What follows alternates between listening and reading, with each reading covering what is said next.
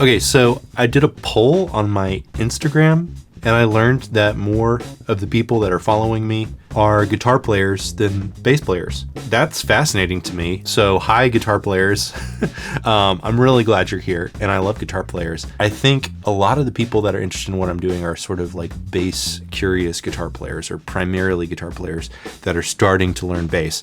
So what this video is this is me trying to convince you to like take the next step, start taking your bass playing a little more seriously. The reasons are undeniable, and I think it's going to be worth it for you.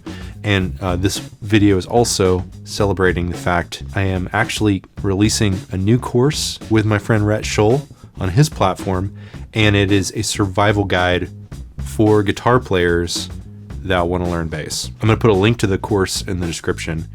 And now that that's out of the way, I'm going to explain to you why I think you should start learning bass. The first undeniable reason is you've already done so much of the work. If you were going to start bass and you didn't play any instruments, so much of your time and energy would go into memorizing the fingerboard and learning some basic theory and scales and chords and things that you already probably know really well if you play guitar. So why not just take the next step? Take what you already know, reapply it to this, and learn a totally new instrument. It's not a huge jump for you and you've already done so much. So I'd encourage you to just take the next step. I think it's going to be worth it for you. Okay, so the second undeniable reason I think you should take the next step with your bass playing is you can get more gigs. Unfortunately, or fortunately, depending on how you think about it, there's a shortage of good bass players out there. People that you can really trust to hold it down and to lock in with the rhythm section and play bass in a band.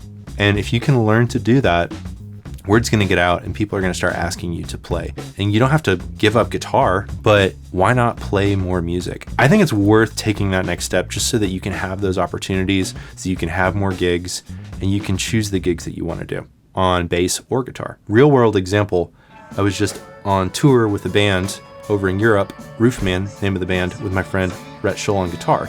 And in the middle of the show, we switch instruments. Rhett jumps over to bass and I jump to keyboards. And it was a fun and cool moment in the show.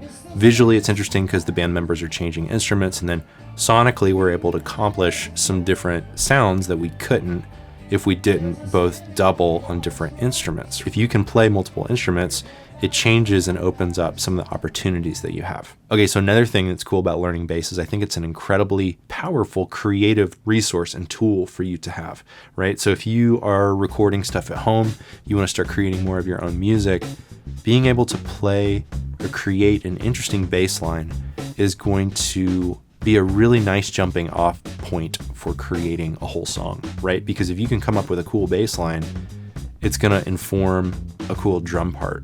And it's also going to inform and inspire maybe a cool guitar part or a cool chord progression, right? It's not that bass is some sort of magical instrument, but it's just the nature of a bass is it sort of ties together the rhythm section and the harmonic information and the melody sometimes even of all of the music. So it's this really nice central role in an ensemble that's kind of grounding everything else.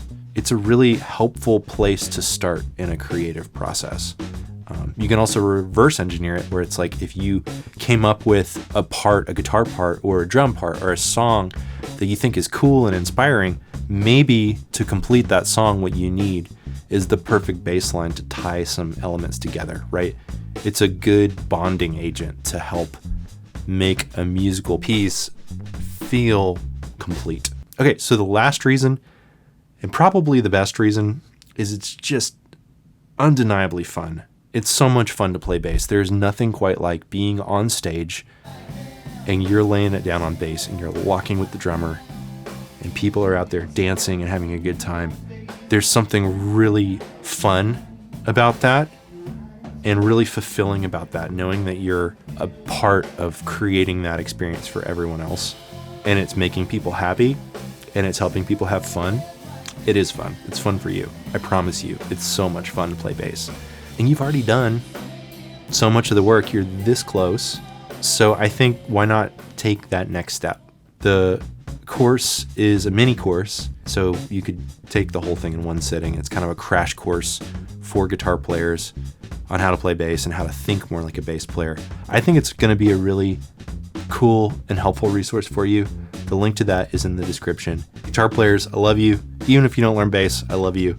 I'm just glad you're here. We are all learning and we're all creating music. We're all trying to take the next steps with what we're doing. So I'm just glad you're here. So thanks for hanging out, and I'll see you on the next video.